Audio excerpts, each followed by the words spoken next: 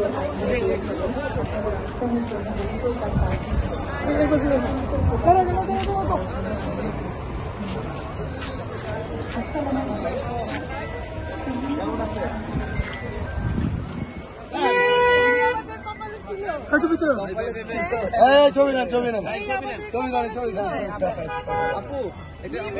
নেন গোবিন্দ চন্দ্র তুলে নেব আমরা, রয়ের চামড়া তুলে নেব আমরা, তুষারের চামড়া তুলে নেব আমরা, রয়ের চামড়া তুলে নেব আমরা, গোবিন্দপুরের চামড়া তুলে নেব আমরা।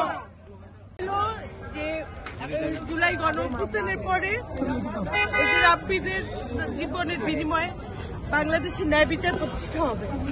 এই যে মিথ্যা মামলা দিয়ে মানুষের জীবনটাকে একেবারে বিপন্ন করে দেয়া, এইটা তো হবার কথা ছিল না। আমাদের ছিল পুলিশ প্রভাব না হলে ঘুষ। এগুলো নিয়ে কেন মানুষের জীবন নিয়ে এগুলো হবে?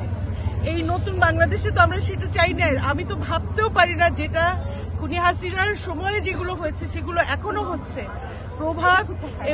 প্রভাব এবং এই যে ঘুষ, দুর্নীতি, আমরা সত্যি ন্যায় বিচারের একটা দেশ চাই। আমি জানি না আমার এই বিষয়টা কিন্তু পুরনো, এটা কিন্তু নতুন না। আমি এত অবাক হয়েছি যে হাসিনা নাই, মনিরুল ইসলাম নাই, ডিবির হারুন নাই, বনজ কুমার নাই, মানে বেনজির নাই, মানে পুরো হাসিনার পুলিশ বাহিনী নাই। তাহলে এখন পুলিশ বাহিনী কিভাবে কাজ করছে? কিভাবে গোবিন্দ বড়রা এখনো পুলিশ বাহিনীকে প্রভাবিত করতে পারে মিথ্যা মামলা দিয়ে? এবং আজকের পরে এটা আমার মাথায় ছিল, আমি সবার প্রতি আহ্বান জানাবো, বিচারপতিদের বিচার হতে হবে।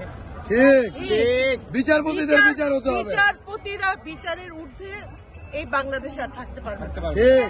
দণ্ডবিধি 77 বাতিল করতে হবে। যে বিচারকরা যে সরল বিশ্বাসে ভুল বিচার করে, ওই সরল বিশ্বাস আমরা করতে দেব না। বিশ্বাস আর করতে দেব না আমরা। যারা বিচার বিভাগ, বিচার ব্যবস্থা সংস্কার কমিশনে আছেন, তাদের প্রতি এই সুযোগে আমি বলবো, এই দণ্ডবিধি বাতিল তো করবেনই, একটা কমিশন চাই, যেই কমিশনে আমরা সাধারণ মানুষ, যাদের ঘুষ দেওয়ার ইচ্ছা নাই, যাদের বড় কাউকে ধরার মতো অবস্থা নাই, প্রভাব প্রতিপত্তি নাই, যারা চাটুকারি দালালি করে না, তাদের জন্য একটা ওয়ান স্টপ সার্ভিস হোক বা একটা অভিযোগ কেন্দ্র হোক।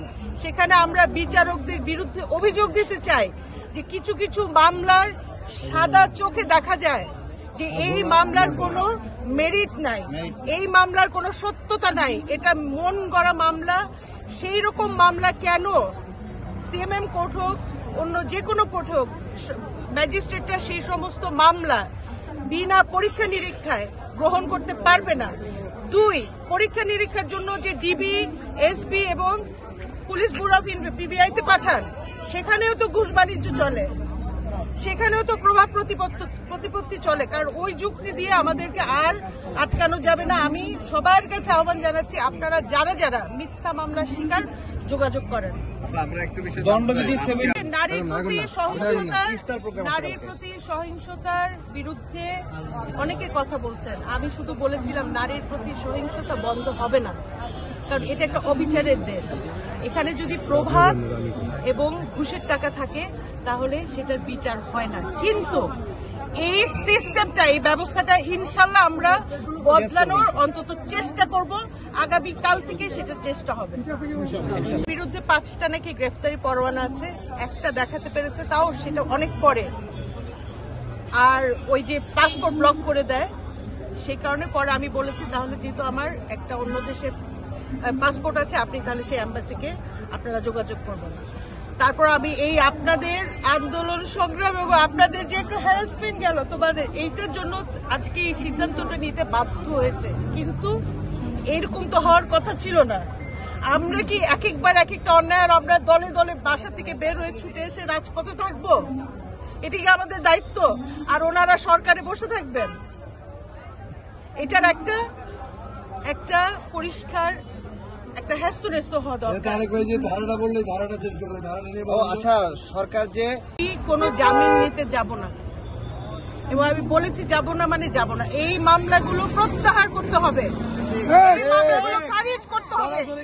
এই মামলার পিছনে আমি তো একটা সামান্য, আমি নিশ্চিত লক্ষ লক্ষ মানুষ সারা দেশে ছড়িয়ে ছিটিয়ে আছে যারা মিথ্যা মামলার হয়রানির শিকার, এবং এটা সম্পূর্ণ বিচার বিভাগ, আমি জানি না আবার কি বলবে, কোর্ট অফ কন্টেম্প্ট, মানে ওইটারও আবার অভিযোগ আনতে পারে কিনা, কারণ একবার একটা সংবাদ সম্মেলন করেছিলাম বলে গোবিন্দবার আরেকটা মামলা দিয়েছিল সাইবার সিকিউরিটি অ্যাক্টে, যে আমি নাকি এশিয়ান ডেভেলপমেন্ট ব্যাংক এবং বাংলাদেশ পুলিশের মানহানি সম্মানহানি করেছি।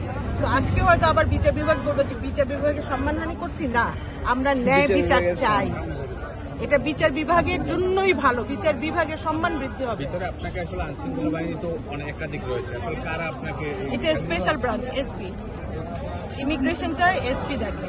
আচ্ছা, এখন আসার সময় আসলে কি বলে আপনাকে আবার ছেড়ে দিল? আমাকে বলেছিল মুচলেখা দিতে যে আমি কালকে গিয়ে জামিন নিব, আইন প্রক্রিয়া চালাবো। আমি বলেছি যে না, বেআইনি যে জিনিসটা করা হচ্ছে সেটাকে আমি তো ন্যায্যতা দিব না, আমি সেটা ন্যায্যতাও দিব না, বৈধতাও দিব না। আমি বলেছি নো, আমি কোনো ওই মুচলেখা আমি দিব না। এবং আমি বলেছি যে আপনারা এখনো হয়তো বুঝেন নাই, অ্যারেস্ট করলে অ্যারেস্ট করবেন, মুচলেখা দিয়ে আমি বের হব না, কারণ তাহলে আমার একটা মিথ্যাকে স্বীকার করে নেওয়া হয়। তারপরে ওনারা আপনাদের চাপে, এই ভাইদের বোনদের প্রেসারে পড়ে, আপনারা ভাববেন না যে তারা খুব ভালোবেসে আমাকে ছাড়ছে, একদম না। এটা চাপে পড়ে ছাড়তে বাধ্য হচ্ছে, এবং শেষে আমার সঙ্গে ভালো ব্যবহারও করেছে। আমি বলেছি আমি বের হয়ে গিয়ে এসপিকে একটা ধন্যবাদও দিব, কিন্তু আমি মুচলেখায় বলে কিছু লিখি নাই, আমি একটা চিঠি লিখে দিয়ে আসছি যে এরকম মিথ্যা হয়রানিমূলক মামলা সেগুলোর বিষয়ে তদন্ত করার প্রস্তাবগুলো দিয়েছে, তার ভিতরে কিন্তু বিচারকের বিচার হওয়ার যে একটা ব্যবস্থাপনা সেটা নাই। আমি দেখেছি দণ্ডবিধি 77, এইটা হলো বিচারকরা যদি ভুল বিচার করে, অন্যায়ভাবে কাউকে কষ্ট দেয়, অন্যভাবে কাউকে ফাঁসি দেয়, তাহলে এই বিচারকের কোনো শাস্তি হবে না। বলা হয়েছে যে ওই বিচারক আসলে সরল মনে এই ভুল বিচার করেছে। এই ধরনের সরল মনে ভুল বিচার একজন বিচারককে কসাই বানাবে, কখনো কখনো জাল্লাদ বানাবে।